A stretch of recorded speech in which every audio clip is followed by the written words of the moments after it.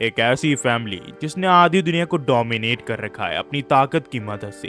दी run candle family. यहाँ के जो मेंबर्स होते हैं वो ताकतवर फिजिक्स और स्वॉर्डमैनशिप टैलेंट के साथ पैदा होते हैं और इन्होंने अपनी ताकत की मदद से आधी दुनिया को ये साबित कर रखा है कि इनसे बेहतर स्वॉर्डमैनशिप में और कोई नहीं है।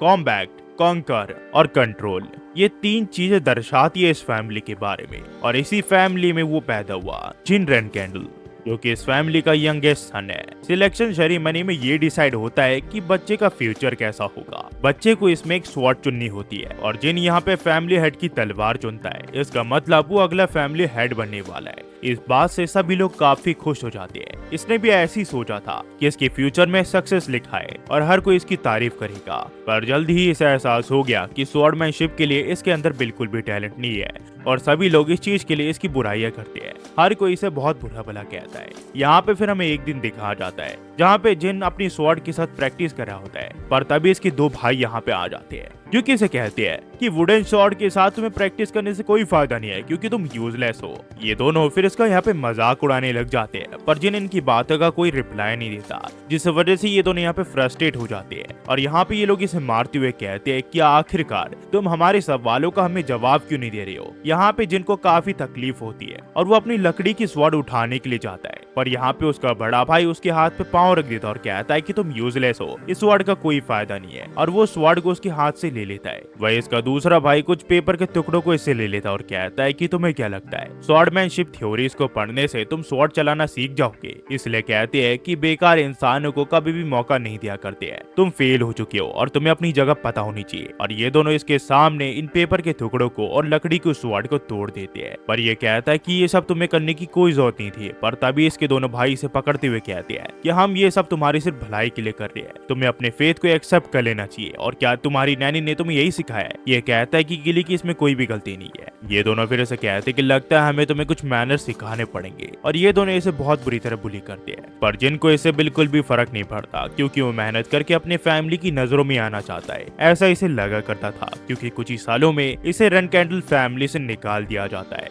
और ये 25 की उम्र में बिना किसी रीजन के दुनिया में भटकने लग जाता है। और उसी समय के आसपास ये अपने मास्टर से मिलता है, जिससे मिलके इसे पता चलता है कि इसके अंदर टैलेंट है। तलवारबाजी के साथ साथ इसके अंदर मैजिक का भी टैलेंट है, पर ये इसे इसलिए नहीं पता चला क्योंकि रन कैंडल फैमिली के अंदर मैजिक फॉरबिडन है। हमें फिर करीब 3 साल बाद दिखाया जाता है जहाँ जिन मैजिक के साथ कुछ एक्सपेरिमेंट कर रहा होता है, पर तभी यहाँ पे एक ब्लैक शैडो इसे चारों ओर से घेर लेती है और यहाँ पे इसे एक अजीब सी आवाज आती है। ये पूछता है कि तुम कौन हो? ये बताता है कि मैं हूँ सॉलिडेड, मैं सभी शैडोज का मास्टर हूँ। जिन रन कैंडल, मैं द गॉड ऑफ शैडोज तुम्हें प्रपोज करता हूँ कॉन्ट्रैक्ट के लिए। अगर तुम मेरे साथ कॉन्ट्रैक्ट बना लो तो तुम सभी शैडोज की पावर को कंट्रोल कर पाओगे, साथ ही साथ तुम कर्सेस को भी अपने ऊपर से हटा सकती हो। पर तुम्हारे ऊपर खुद एक कर्स चढ़ा हुआ है, लगता है तुमसे कोई नफरत करता था काफी यंग एज में, इसी वजह से उसने तुम्हारे ऊपर कर्स लगा रखा है। इस टैलेंट की वजह से जो तुम्हारे पास टैलेंट है उसको तुम यूज नहीं कर पा रहे हो। ये कर्स ब्लेड इल्यूजन के नाम से जाना जाता है, जिसने तुम्हारी स्वॉर्डमैनशिप टैलेंट को सप्रेस कर रखा है। ये काफी टेरेबल कर्स है जो कि रन कैंडल फैमिली में कभी भी एग्जिस्ट नहीं किया करता था, पर चिंता मत करो, इसे मैं तुम्हारे ऊपर से हटा सकता हूँ। और ये चुटकी बजाते ही इस कर्स को इसके ऊपर से हटा देता है और कहता है कि आज के बाद तुम्हारे ऊपर कोई भी कर्स नहीं लगा सकता,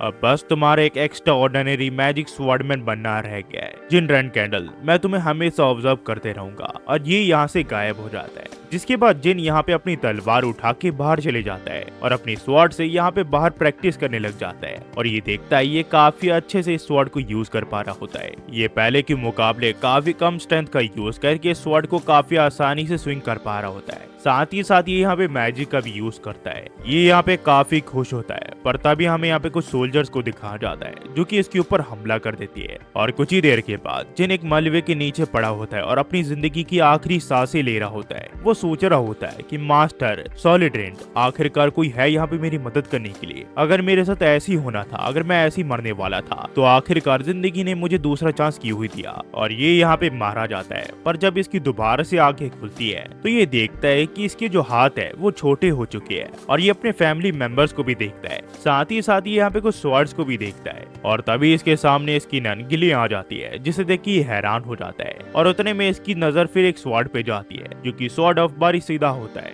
ये समझ जाता है कि पास्ट में आ चुका है जिस टाइम सिलेक्शन सेरेमनी थी। ये फिर आगे बढ़ के स्वॉर्ड को चुनने लग जाता है। पिछली बार जिन ने अचानक से किसी भी स्वॉर्ड को चुन लिया था, पर इस बार वो अपनी स्वॉर्ड को खुद से चुनेगा और वो चुनता है स्वॉर्ड ऑफ बारी साडा।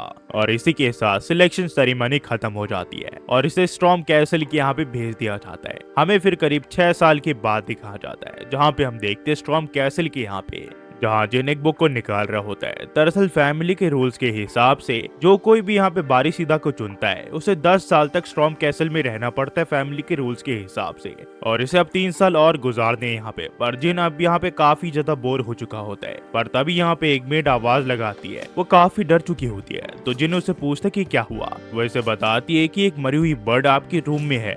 ये समझ आता है कि आखिरकार ये स्टॉर्म कैसल में कौन कर सकता है, और ये इसके दोनों भाई होते हैं जो कि अभी भी इसे सतारी होते हैं। इन दोनों का नाम हेटोना और डेटोना होता है और ये दोनों जुड़वा होते हैं। इन दोनों की उम्र 9 साल होती है। ये दोनों यहाँ पे सिर्फ जिनको सताने के लिए एक बर्ड को मार चुकी होती है। जिनको पता होता है ये दोनों बहुत ही बड़े कमीने हैं। ये पिछली लाइफ में भी मर्डरर्स बन गए थे फ्लैग बैरियर्स बनते ही, और अब जब ये लोग सिर्फ 9 साल के हैं, इन्होंने एक इनोसेंट से बर्ड को मार दिया सिर्फ जिनको सताने के लिए। यहाँ पे फिर ये लोग इसे चिढ़ाने लग जाते हैं और पूछने लग जाते हैं कि तुम्हें इस पे क्या कहना है, पर ये इनके सवालों को कोई भी जवाब नहीं देता। डेटोना फिर इसके ऊपर हमला करते हुए कहता है क्या तुम कुछ कह रही हो, मुझे सुनाई नहीं दे रहा। तो ये इसका हाथ पकड़ते हुए कहता है कि अपना मुंह बंद करो, और इसे एक जोरदार पंच मारता है। फिर हेटोना भी इसके ऊपर हमला करता है, पर ये उसे भी बहुत बुरी तरह मारता है और कहता है कि अब तक मैं सिर्फ सह रहा था, पर अब बस बहुत हुआ, मैं इसे और ज्यादा नहीं सह सकता। आज के बाद तुम लोग मेरे आंखों के सामने जितना कम आओगे उतना ही तुम्हारे लिए अच्छा होगा। तभी यहाँ पे इनके फादर का वफादार खान आ जाता है, जो कि इन्हें कहता है कि मास्टर यहाँ पे क्या हुआ। ये इन्हें कहता है कि वो दोनों खुद से लड़ते हुए यहाँ पे बेहोश हो गए। ये कहता है कि आपका मतलब क्या है। ये कहता है क्या तुमने मेरी बात नहीं सुनी।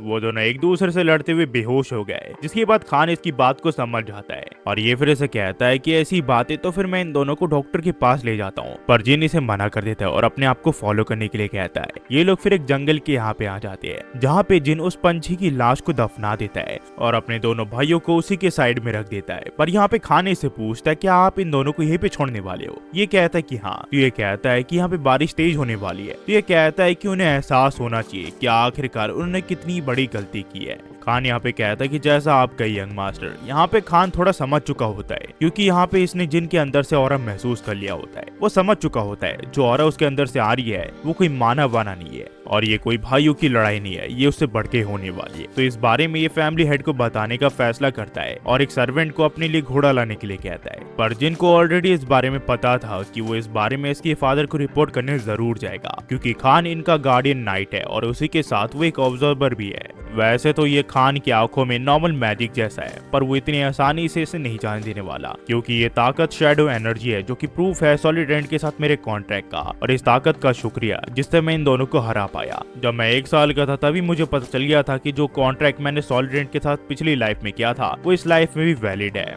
और इस वजह से कोई सा भी कर्स अब मेरे ऊपर नहीं चढ़ सकता। जब ब्लेड इल्यूजन मेरे ऊपर चढ़ रहा था तो सॉलिड एंड ने उसे रोक लिया था। जिन फिर सोचता है कि जैसी लाइफ उसने पिछली लाइफ में जी थी वैसी लाइफ वो इस बार नहीं जीने वाला। चीजें इस बार अलग होने वाली है और वो जल्द ही अपने पिता से मिलने वाला है। वही हमें खान के यहाँ दिखाया जाता है, जहाँ पे वो फैमिली हेड को सब कुछ बता देता है। तो फैमिली हेड सभी फ्लैग बैरियर्स को एक जगह असेंबल होने के लिए कहती है, और ये सब अब जिन से मिलने के लिए स्टॉर्म कैसल के लिए निकल जाती है। पर यहाँ पे मैरी रन कैंडल, जो कि 7th फ्लैग बैरियर है, वो अपने भाई ड्यूपस से पूछती है क्या तुम्हें इस बारे में कुछ पता है क्या। ड्यूपस, जो कि 4th ब्लैक बैरियर है, वो इसे कहता है कि टूना ट्विंस अगले साल कैसल की बाहर निकल जाएंगे। तो तुम्हें नहीं लगता कि हमारे फादर हमारे यंगेस्ट से मिलने के लिए जा रहे, और तुम्हें याद ही होगा कि उसने फाउंडर की स्वॉर्ड उठाई थी। ये कहती है कि हाँ तुमने बिल्कुल सही कहा, पर क्या ये अकेला रीजन काफी है कि फादर उससे मिलने के लिए जा रही है। तो ये कहता है कि हम में से किसी को नहीं पता कि फादर के मन में क्या चल रहा है। पर तभी यहाँ पे लूना इन्हें चुप रहने के लिए कहती है, जो कि 1st फ्लैग बैरियर है। वही हमें स्टॉर्म कैसल के यहाँ दिखाया जाता है, जहाँ पे लिली जिन को तैयार कर रही होती है, क्योंकि उन्हें पता चल चुका होता है कि फैमिली हेड यहाँ पे आने वाले है। पर जिन यहाँ पे सोच रहा होता है कि मेरे हिसाब से खान ने फादर को सब कुछ बता दिया। पर खान इतना डल इंसान नहीं है, उसने स्ट्रिक्टली ये नहीं बताया होगा कि मैंने मैजिक यूज किया है।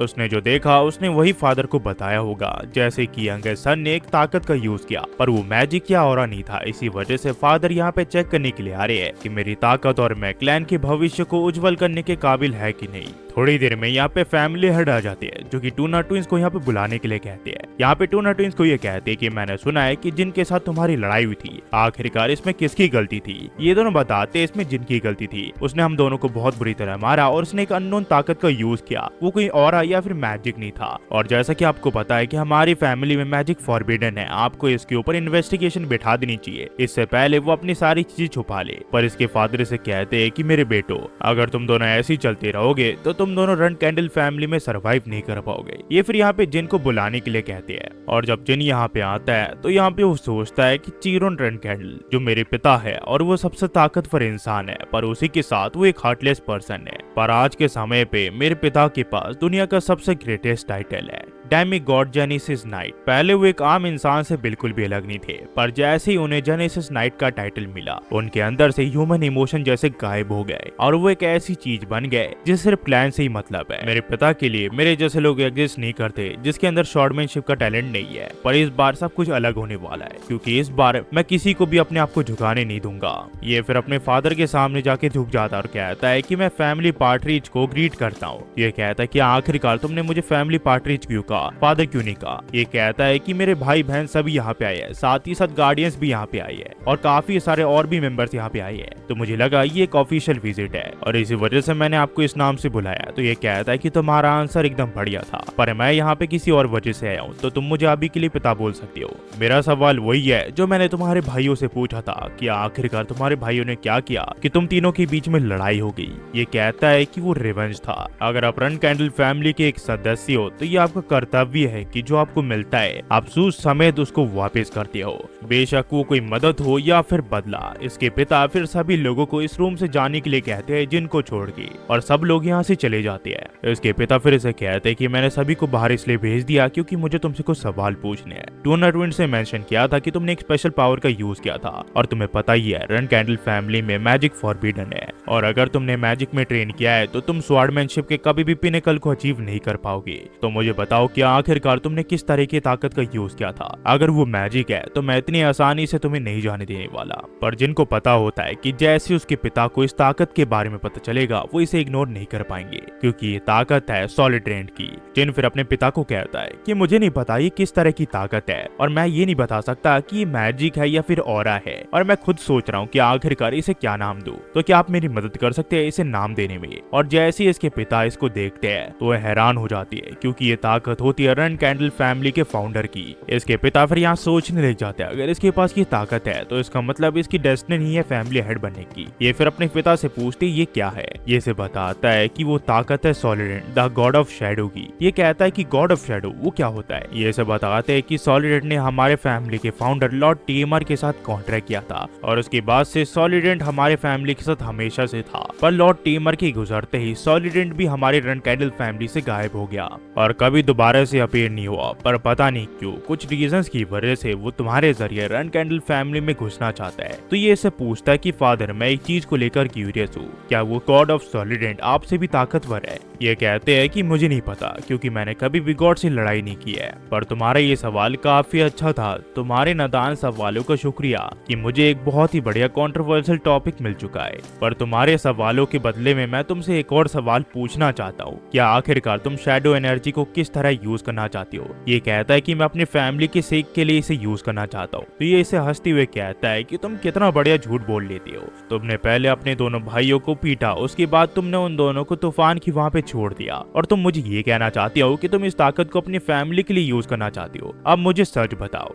जिन पहले सोचता है उसके बाद इसे कहता है कि इस ताकत को मैं अपने लिए यूज करना चाहता हूँ। इसके पिता फिर इसे कहते हैं कि ये चीज मुझे अच्छी लगी है, आज के बाद मैं तुम पे हमेशा अपनी नजर बनाए रखूंगा। इसके पिता फिर यहाँ से चले चले जाते हैं और ये चैन की सांस लेता है। और यहाँ पे अब इसके पास अपने फादर की जस्टिफिकेशन आ चुकी है, तो ये जहाँ चाहे वह अपनी शैडो एनर्जी को यूज कर सकता है। साथ ही साथ इसके पिता को अब इसे काफी उम्मीदें है और इसे अपने पिता की उम्मीदों पे खड़ा उतरना पड़ेगा। जिन फिर कहता है कि ये वाली लाइफ मेरी पिछली वाली लाइफ से बिल्कुल ही अलग होने वाली है। हमें फिर कुछ देर बाद दिखाया जाता है जहाँ पे मैरी इसे एक तोहफा देती है और कहती है कि इसे उबाल के पी जाना और जल्दी ताकतवर बन जाना। पर जिन यहाँ पे इस तोहफे को देख के सोचता है कि आखिरकार इस तोहफे में क्या होगा और इसने आखिरकार मुझे ये तोहफा क्यों दिया। पर जब ये उस तोहफे को ओपन करता है तो इसके अंदर होता है फीनिक्स का हार्ट, जो कि एक 7 साल के बच्चे को देना वो एक पागलपन है। दरअसल Mary run candle 7th rider है रन कैंडल की और वो जानी जाती है विंड फ्यूरी के नाम से, पर उसका साउथर्न रीजन में एक और नाम है जो कि है मैड वुमेन। और मैरी ने फोनिक्स का हार्ट इसे इसलिए दिया ताकि ये ताकतवर बन सके और उसका ओपोनेंट बन सके।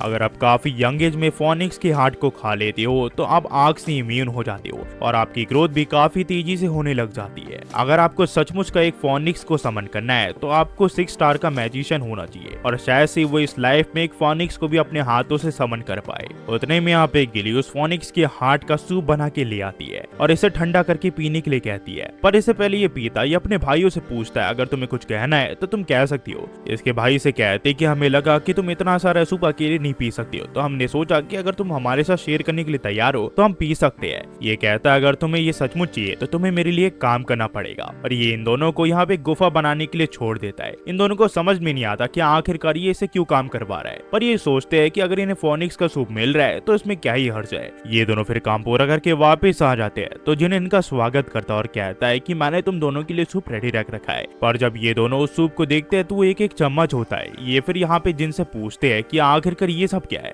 जिन कहता है कि मैंने तुमसे कहा था कि मैं तुम्हें सूप दूंगा, पर मैं कितना दूंगा ये मैंने तुमसे नहीं कहा था। ये फिर यहाँ पे उस गुफा के यहाँ पे आ जाता है, पर इस गुफा के आखिर में एक बड़ा सा पत्थर लगा होता है। तो जिन यहाँ पे अपनी मैजिक का यूज करके उस पत्थर को तबाह कर देता है और इसके सामने एक गेट अपीयर हो जाता है। दरअसल ये जगह रन कैंडल फैमिली की सीक्रेट स्टोरेज रूम है। यहाँ पे ये पहले कभी भी नहीं आया है, पर इस बारे में इसके बड़े भाई ड्यूपस ने इसे बताया होता है। साथ ही साथ उसने इसे ओपन करने का तरीका भी इसे बताया होता है और वो ऐसे ही करता है। वो कहता है कि रन कैंडल फैमिली का बच्चा मोरकान को यहाँ पे कौंसल करने के लिए है और ये कहते ही वो दरवाजा खुल जाता है। दरअसल इस जगह में फैमिली के हजारों सालों से कलेक्ट किए गए सीक्रेट टॉम्स रखे हुए हैं, पर इस जगह में सिर्फ फ्लैग बैरियर्स ही आ सकते हैं। इस जगह के बारे में जिनको उसके भाई ड्यूपस ने पिछली जिंदगी में बताया था, पर यहाँ पे उसने इसे पूरी तरह डिटेल में नहीं बताया था, पर उसने जितना भी इसे बताया अब ये इसके काम आ रहा है। पर तभी इसकी नजर एक इंसान पे जाती है जो कि सेल्स के अंदर बंद होता है, पर जल्दी इसे एहसास हो जाता है ये एक इंसान ही है। कुछ ही देर में इसे पता चल जाता है कि ये ब्लैक ड्रैगन मोराकान है। इस बारे में इसने पहले सुन रखा है कि इसे फर्स्ट फ्लैग बैरियर ने हराया था, जिसके बाद ये गहरी नींद में चला गया। इसने कभी नहीं सोचा था ये कहानी रियल होगी,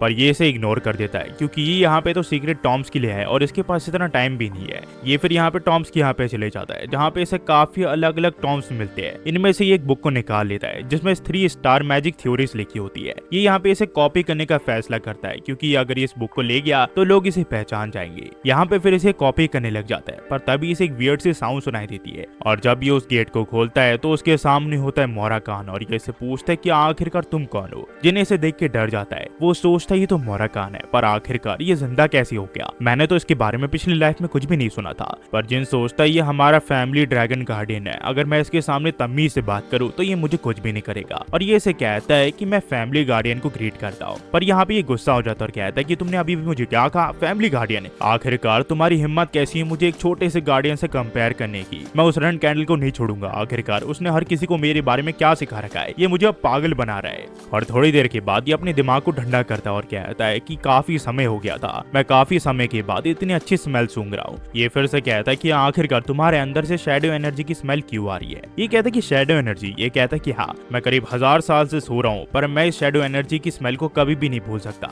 ये स्मेल सिर्फ उसी के अंदर से आ सकती है जिसने टीमर की तरह यहाँ पे कॉन्ट्रैक्ट कर रखा है। जिन समझ जाता है कि मोराकान इसकी शैडो एनर्जी की वजह से यहाँ पे जा गया है, तो यहाँ पे उसे टेस्ट करने का फैसला करता है और ये कहता है क्या तुम इस चीज के बारे में बात कर रहे हो, मेरे फादर ने कहा था कि ये ताकत शैडो गॉड सॉलिडेंट की है। पर ये चीज देख के मोराकान शॉक हो जाता है और कहता है क्या तुम मेरे साथ मजाक कर रहे हो सॉलिडेंट, क्या जो हमने 1000 साल पहले वादा किया था वो इस छोटे से बच्चे के लिए था। ये फिर इसे कहता है कि बच्चे, जो प्रॉमिस मैंने सॉलिडेंट के साथ 1000 साल पहले किया था, लगता है उस प्रॉमिस को पूरा करने के लिए जिस पर्सन के साथ मुझे कोऑपरेट करना है वो तुम हो। मैं तुम्हें इसकी डिटेल बाद में दूंगा क्योंकि 1000 साल के बाद उठने की वजह से मैं ठीक से सोच नहीं पा रहा हूँ और तुम भी अभी काफी यंग हो, इस वजह से तुम कुछ समझ नहीं पाओगे। पर मैं फॉर्मली अपने आप को इंट्रोड्यूस कर देता हूँ तुमसे। मैं हूँ मौर्य खान, सॉलिडेंट का रिप्रेजेंटेटिव और उसका दोस्त, और मैं हूँ लास्ट डिसेंडेंट जिसे शैडोज से क्रिएट किया गया है। और 1000 साल के कॉन्ट्रैक्ट की वजह से आज से मैं तुम्हारे साइड हूँ। अपना नाम बताओ। यहाँ पे जिन अपना नाम बताता है और कहता है कि मैं रन कैंडल फैमिली का सबसे यंगेस्ट चाइल्ड हूँ। और यहाँ से जो कहानी है वो टू बी कंटिन्यू जाती है। इस पार्ट में मैंने टोटल 5 चैप्टर को एक्सप्लेन किया है। अगर आपको इसके और भी चैप्टर्स चाहिए तो प्लीज इसका टारगेट कंप्लीट करवा देना, जो कि 100 लाइक्स का। अगर आप कंप्लीट करवा देते हो तो इसका अगला पार्ट 1-2 दिन में आ जाएगा। और साथ ही साथ सोलो लेवलिंग भी चल रही है, उसका भी पार्ट अब जल्दी आने वाला है। और भी काफी सारे एनिमीज है और मानबाज है।